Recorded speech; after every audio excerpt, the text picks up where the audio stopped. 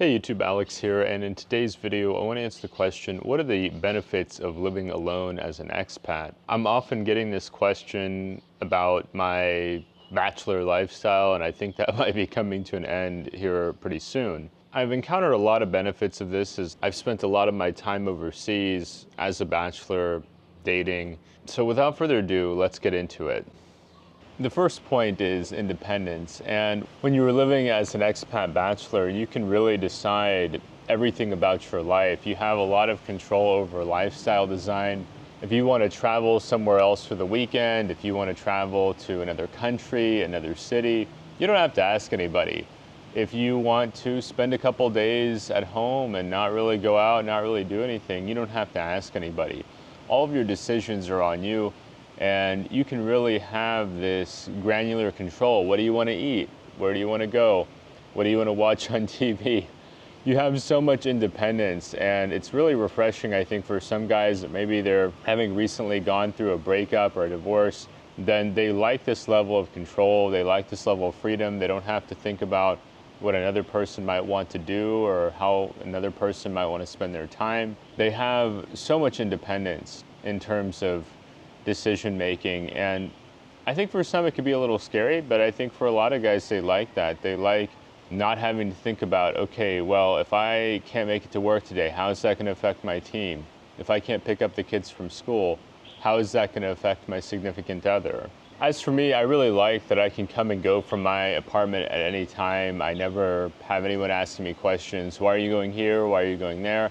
Why did you spend time with that person? Why are you going to meet this person? It doesn't matter what hour I leave my apartment. It doesn't matter what hour I come home, whether I bring somebody with me or not, whether I'm going to meet someone or not. I like to try different restaurants, and I found that a lot of Filipinos are not open to Western food. They'll try it, but they don't really like it. And I'm not the type to say you will eat this or you will eat that. They often prefer to have Filipino foods. This isn't a concern for me as a single guy. I can really just eat wherever I want, whatever I want, whatever hour I want. Makes no difference. I live to make myself happy and to satisfy myself at this point. Now there are some trade-offs, there are some downsides, which I'll talk about in a different video, but for now let's focus on the benefits of living as a bachelor. The next point is personal growth, and I found that when I was younger and I was in relationships, I had this sense of contentment that caused me to stagnate in some ways. I was so happy with being in a relationship and not feeling lonely and getting attention that I kind of just spaced out when it came to advancing myself in terms of education or improving my life in different ways. I just felt so content. I didn't really see a point in trying to get ahead because I felt like I had it made. And so when you are in a happy relationship, for some of us, we can just kind of slow down, relax, not really feel like we need to get a whole lot done. We feel like we made it. As a single guy, I've been principally focused on my investments and my health and well-being and growing on a personal level. I can really focus on what's best for me in a way that I couldn't when I was in a relationship, in a way that I can't when I get into a relationship again. Because when you're in a relationship, you also have to consider what's best for another person. Being single has really given me the time to focus on my own interests. When I was working in the corporate world, I had to focus on what my boss wanted, what my company wanted. And when I was in relationships, I had to focus on what my girlfriend wanted.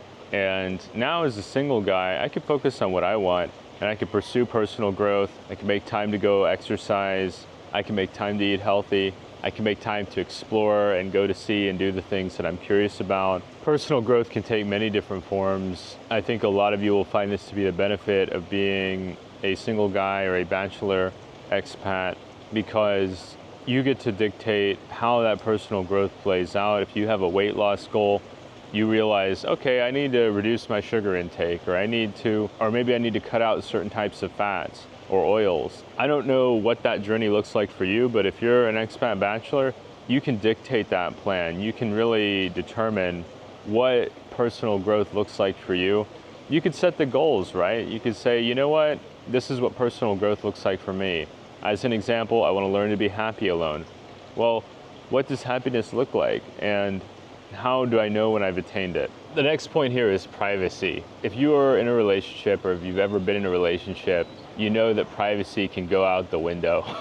That your girlfriend will ask you, why didn't you shave? Why don't you wear this? Why don't you wear that? You need to do this, you need to do that. You're not gonna have the same level of privacy in a relationship that you do as a single guy. Even as a single guy, I get recognized when I go out in public, not just from the YouTube channel, also through women who are in the social circle of a woman I'm chatting, like her friends or family or acquaintances. You might get recognized in public by her friends or her cousins. She's probably gonna tell them, hey, this is the guy I'm talking to. This is the guy I'm interested in.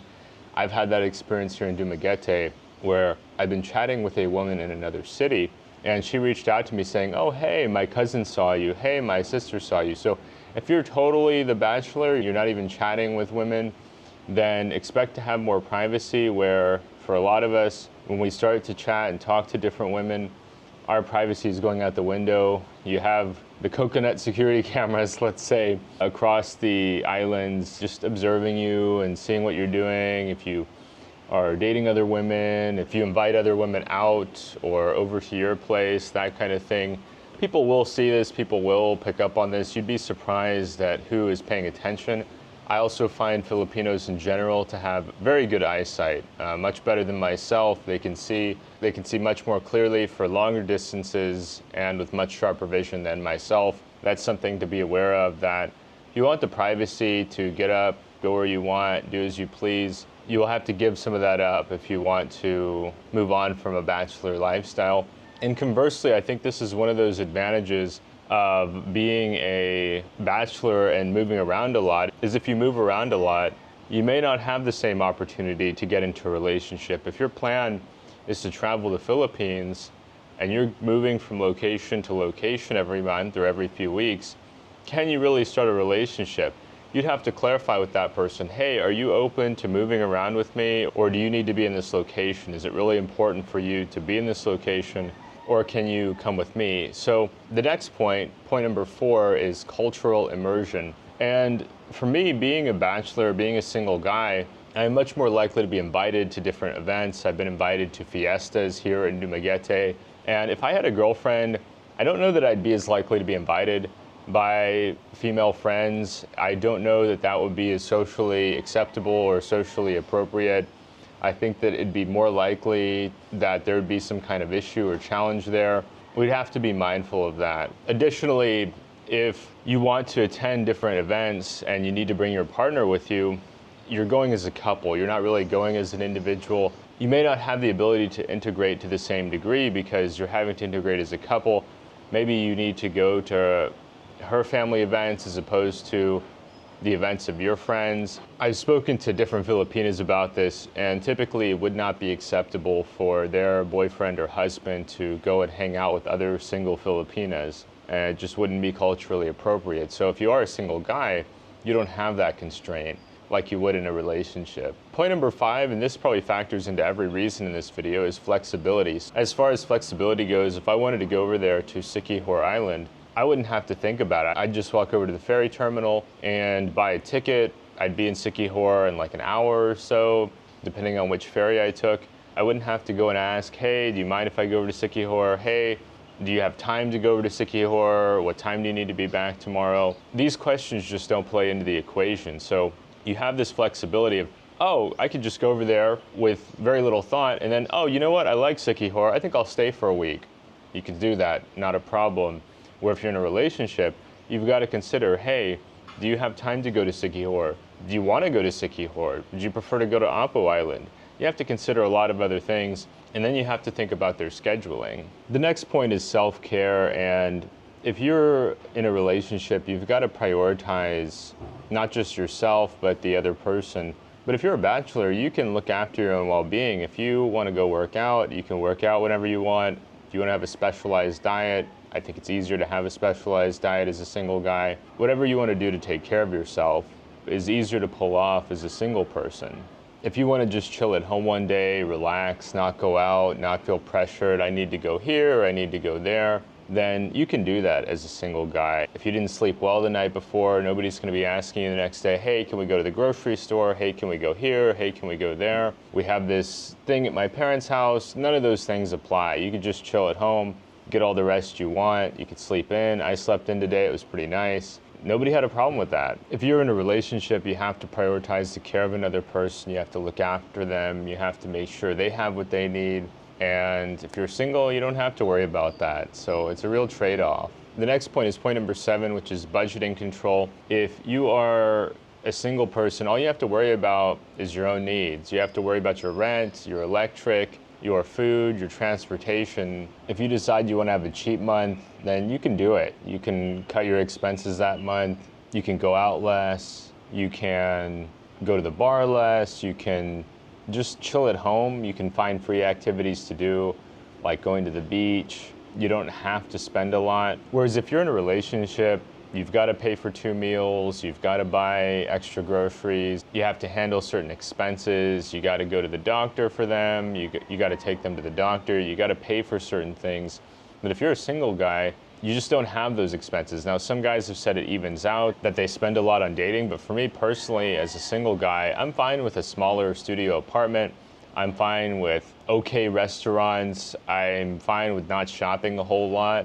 These things could change with a partner. Depends on your partner, right? Some potential partners have higher expectations, some have lower expectations, but typically there's going to be some amount of expectation for you to shoulder certain expenses in the relationship. And as a single guy, for example, I like to walk. I'm fine with walking long distances. I think it's good for my health. The big ones for me would be accommodation. I think if you have a relationship, you need a little bit bigger apartment. And food. If you're feeding 2 people, it's going to cost you more than it costs to feed 1 person. You can mitigate this to some extent by cooking more at home, but if you ever want to go out to eat, you're going to be paying for 2 meals as opposed to 1 meal. That's worth consideration. If you're just a single guy, maybe more cost effective when you think about the value of your time to just go out to eat. Unless you're a chef, I have some friends. One comes to mind that's probably watching this video, and he worked as a chef for a long time, so he can make fantastic meals in line with his desires that are really great quality for a modest price point. But for those of us who don't have that experience or training, we may be better served by just going to restaurants. I personally don't cook at home, but I do think that could be a way to save money. The next point is you avoid the challenges of a relationship. We hear the term sometimes dramagete in relation to miscommunications or disagreements between expats, but I think it can also apply to relationship drama. I mean, you have a disagreement with your partner, you think you might want to break up, whatever it may be, even minor disagreements over very mundane topics, cultural differences can lead to disagreements that as a single guy, you don't have to worry about that. Right now, I'm single. I don't have to worry about disagreements with a partner. I don't have to worry about cultural sensitivity to the same extent that I would if I were in a relationship. There's just not as much for me to bump into or run into. As a single guy, I spend more of my time alone than I would if I were in a committed relationship. And it's quite peaceful. There's no, hey, did you leave the toilet seat up? There's none of the challenges that come with having to consider another person and the friction that it can cause. It is a trade-off. I'm not here to tell people that, oh, you should be single and being single is the only way to go about things, but there's some benefits to being single. The next point here is socializing. Some would assume that your social life will improve if you're in a relationship, but I actually think it's the opposite for a lot of guys. And if you're single, you can tag yourself onto different group outings a lot more easily. You can just jump into plans more easily. If people have one extra spot in their car going somewhere, it's a lot easier than if you're a couple trying to tag onto that same outing. I've also found that for other bachelors or other single people, it's easier to tag on as a single person. I spend more of my time with my other friends that are single than I do with friends in relationships, just because naturally we end up going to the same places, we end up living. Certain neighborhoods cater more to bachelors or to single people, whereas other areas cater more to couples. You'll hear this a lot that downtown Dumaguete is more of a place for single guys, whereas an area like Valencia is catering more toward couples or people in relationships, married people. And that probably goes for just about every city you could think of. that certain areas more for single people, other areas more for those in relationships. Additionally, if I want to go out as a single guy, the only person that needs to make that decision is me, whereas if I'm in a relationship and my significant other doesn't want to go out, you may feel bad depending on your relationship that you're leaving them behind. I know of some guys who are in relationships where they're not allowed to go out alone. Make of that what you will. I wouldn't be comfortable in a relationship like that. Some guys find themselves in codependency and not being allowed to go out on their own, not being allowed to have that independence. I find that most of my friends are not in that situation, but that goes for any country. I have friends growing up that they grew up in toxic families and they didn't learn how to function as an individual within the context of a relationship, and they were joined at the hip with their significant other. There was no room for them to go out and meet up with friends, have fun. I'm not saying going out to the bar, but even just like going out exploring, maybe taking a trip together, something like that. I mean, maybe some people are happy with that. I personally would not. I like some degree of independence. I like some amount of time spent with friends or alone. Each person has to find the balance that works best for them, but I know as a single guy, there's none of those concerns. The final point number 10, is that you have the freedom to reinvent yourself. If you are in the context of a relationship, then you might fall into old patterns of behavior. I know some of us are triggered by past relationship baggage. As a single guy, you have the power to reinvent yourself, and you get to make the decisions about how you want to reinvent yourself. If you want to lose weight, if you want to join a gym, if you want to take an online class, however you want to reinvent yourself. If you want to become more outgoing. Conversely, if you want to spend more time alone. Some guys will go to countries or cultures where the people are more introverted. Other guys would prefer to be in a more introverted culture and spend more time alone. There's nothing wrong with that. There are many different benefits in terms of reinventing yourself that being a single expat can provide. This list is just scratching the surface. You could pursue all kinds of different activities where if you're in a relationship, you got to consider what they want to do. If they don't want to scuba dive, then you may not be doing quite as much scuba diving as you'd prefer. So let me know what you think down in the comments below. Are you planning to be an expat bachelor? Are you planning to be in a relationship? If you want to be an expat bachelor, what are the benefits that you foresee? Have you sworn off relationships? Are you committed to the bachelor life? It always helps to generate interesting discussion in the comment section when we share our thoughts and ideas. Next, give us a thumbs up. It helps with the YouTube algorithm. And finally, subscribe to the channel down below if you want to see more content like this, and we'll see you soon.